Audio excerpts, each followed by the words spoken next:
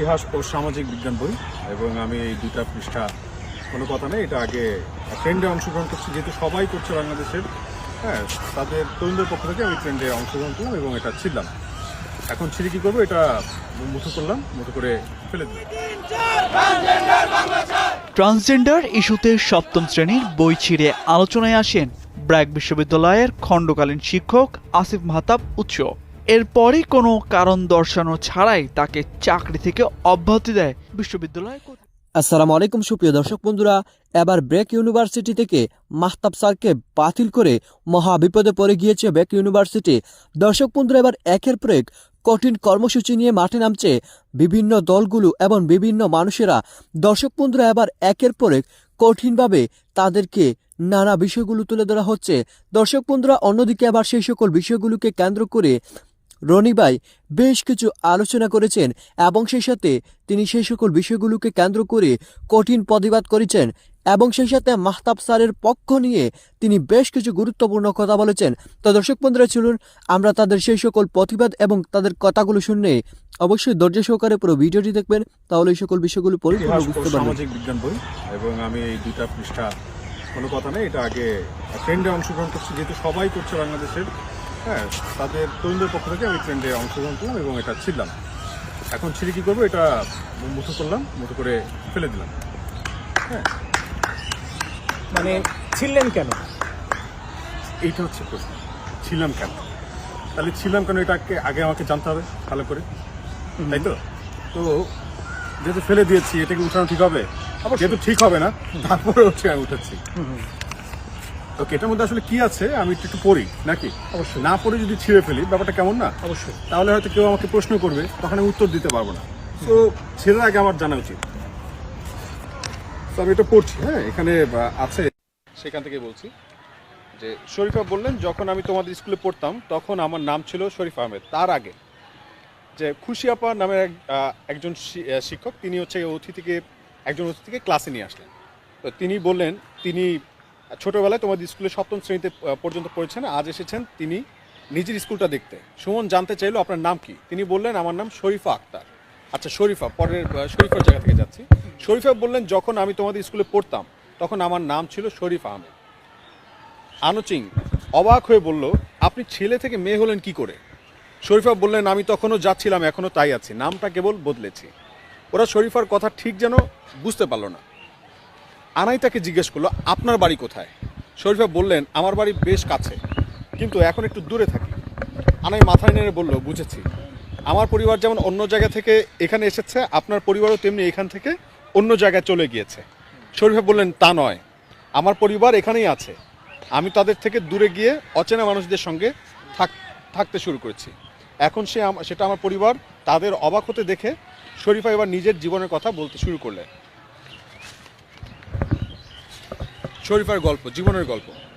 ছোটবেলায় সবাই আমাকে ছেলে বলতো, কিন্তু আমি নিজে একসময় বুঝলাম আমার শরীরটা ছেলেদের মতো হলেও আমি মনে মনে একজন মেয়ে। আমি মেয়েদের মতো পোশাক পরতে ভালোবাসতাম, কিন্তু বাড়ির কেউ আমাকে পছন্দের পোশাক কিনে দিতে রাজি হতো না। বোনদের সাজবার জিনিস দিয়ে লুকিয়ে লুকিয়ে সাজতাম, ধরা পড়লে বকাঝকা, এমনকি মারও জুটত কপালে। মেয়েদের সঙ্গে খেলতেই আমার বেশি ইচ্ছে করত, কিন্তু মেয়েরা আমাকে খেলায় নিতে চাইতো না। ছেলেদের সঙ্গে খেলতে গেলেও তারা আমার কথাবার্তা, চালচলন নিয়ে হাসাহাসি করত। স্কুলের সবাই, পাড়াপড়শি, এমনকি বাড়ির লোকজনও আমাকে ভীষণ অবহেলা করত। আমি কেন এরকম এ কথা ভেবে আমার নিজেরও খুব কষ্ট হতো, নিজেকে ভীষণ একা লাগতো। একদিন এমন একজনের সঙ্গে পরিচয় হলো, যাকে সমাজের সবাই মেয়ে বলে, কিন্তু সে নিজেকে ছেলে বলেই মনে করে। আমার মনে হলো এই মানুষটাও আমার মতন। সে আমাকে বলল, আমরা নারী বা পুরুষ নই, আমরা হলাম তৃতীয় লিঙ্গ, থার্ড জেন্ডার। সেই মানুষটা আমাকে এমন একটা জায়গায় নিয়ে গেল যেখানে নারী পুরুষের বাইরে আরও নানা রকমের মানুষ আছে, তাদের হিজড়া বলা হয়। তাদের সবাইকে দেখে শুনে রাখেন তাদের গুরুমা। আমার সেখানে গিয়ে নিজেকে আর একলা লাগলো না, মনে হলো না যে আমি সবার চেয়ে আলাদা। সেই মানুষগুলোর কাছেই থেকে গেলাম। এখানকার নিয়ম কানুন, ভাষা, রীতিনীতি আমাদের বাড়ির চেয়ে অনেক আলাদা। আমরা সবাই সুখ দুঃখ ভাগ করে নিয়ে একটা পরিবারের মতনই থাকি। বাড়ির লোকজনের জন্য খুব মন খারাপ হয়, তাই মাঝে মাঝে বাড়িতেও যাই। আজ থেকে 20 বছর আগে বাড়ি ছেড়েছি। সেই থেকে আমি আমার নতুন বাড়ির লোকদের সঙ্গে শহরের বিভিন্ন বাড়িতে গিয়ে নতুন শিশু আর নতুন বর বউকে দোয়া আশীর্বাদ করে পয়সা রোজগার করি। কখনো কখনো লোকের কাছে চেয়ে টাকা সংগ্রহ করি। আমাদেরও ইচ্ছে করে সমাজের আর 10টা স্বাভাবিক মানুষের মতো জীবন কাটাতে, পড়াশোনা, চাকরি, ব্যবসা করতে। এখনও বেশিরভাগ মানুষ আমাদের সঙ্গে মিশতে চায় না, যোগ্যতা থাকলেও কাজ দিতে চায় না। তবে আজকাল অনেক মানুষ আমাদের প্রতি যথেষ্ট সহানুভূতিশীল। ইদানিং আমাদের মতো অনেক মানুষ নিজ বাড়িতে থেকে লেখাপড়া করছে। আমাদের মতো মানুষ পৃথিবীর সব দেশেই আছে। অনেক দেশেই তারা সমাজের বাকি মানুষের মতনই কাটায়। তবে আমাদের দেশের অবস্থারও বদল হচ্ছে। 2013 সালে সরকার আমাদের স্বীকৃতি দিয়েছে। বিভিন্ন সরকারি ও বেসরকারি প্রতিষ্ঠান আমাদের জন্য কাজ করছে, শিক্ষার ব্যবস্থা করছে, কর্মসংস্থানের ব্যবস্থা করছে, সমাজের দৃষ্টিভঙ্গি বদলানোর প্রচেষ্টা করছে।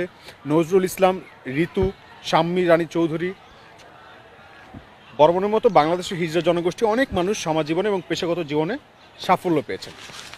এই হচ্ছে শরীফার গল্প। এবং নজরুল ইসলাম ঋতু হিজড়া সম্প্রদায় থেকে চেয়ারম্যান হয়েছেন এবং জনাব শাম্মী রানী চৌধুরী উন্নয়নকর্মী, বেসরকারি সংস্থার এবং জাতীয় পর্যায়ের নৃত্যশিল্পী। জনাব লিনিয়া শাম্মী বিউটিশিয়ান এবং উন্নয়নকর্মী। জনাব বিপুল বর্মন ঢাকার একটি বাইং হাউসে কর্মরত। এই বিষয়গুলোই এই 39, 40, 41 এই পেজগুলোতে ছিল। আচ্ছা, সমস্যা বলতে এখানে জাস্ট একটা কনফিউশন আছে। যে কনফিউশনের জের ধরে আপনারা হয়তো দেখেছেন একটা শিক্ষকদের একটা ফোরামে আসিফ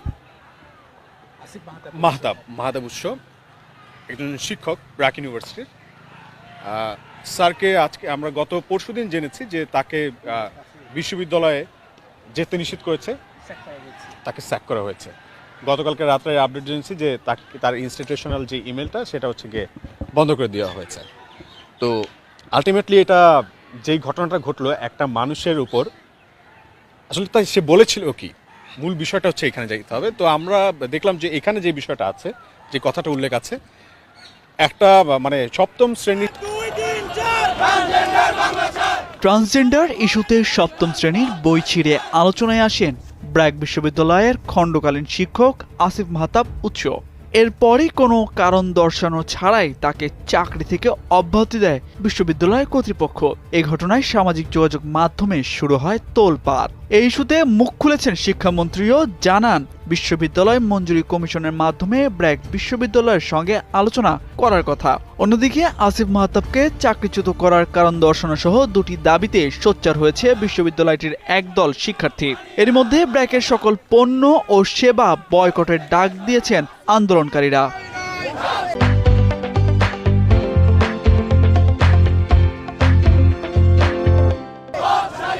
মঙ্গলবার সন্ধ্যায় রাজধানীর মেরুল বাড্ডাস্থ বিশ্ববিদ্যালয়টির স্থায়ী ক্যাম্পাসের প্রধান ফটকের সামনে এক ব্রিফিংয়ে এসব কথা জানান তারা।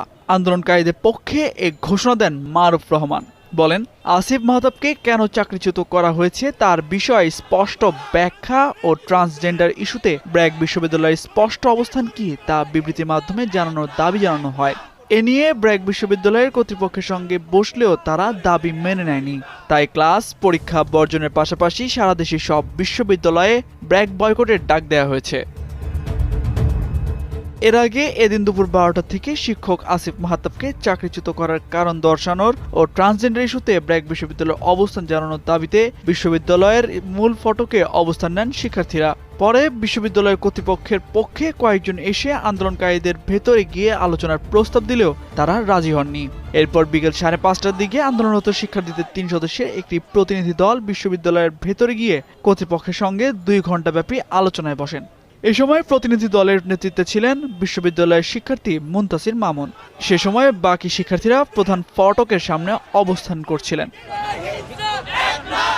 আন্দোলনকারীরা জানিয়েছেন ব্র্যাক বিশ্ববিদ্যালয় কর্তৃপক্ষ তাদের সঙ্গে আলোচনায় দাবি দুটির পক্ষে ও বিপক্ষে সন্তুষ্টিমূলক কোনো জবাব দিতে পারেননি। অর্থাৎ মাঝামাঝি অবস্থানে রয়েছেন বিশ্ববিদ্যালয় কর্তৃপক্ষ।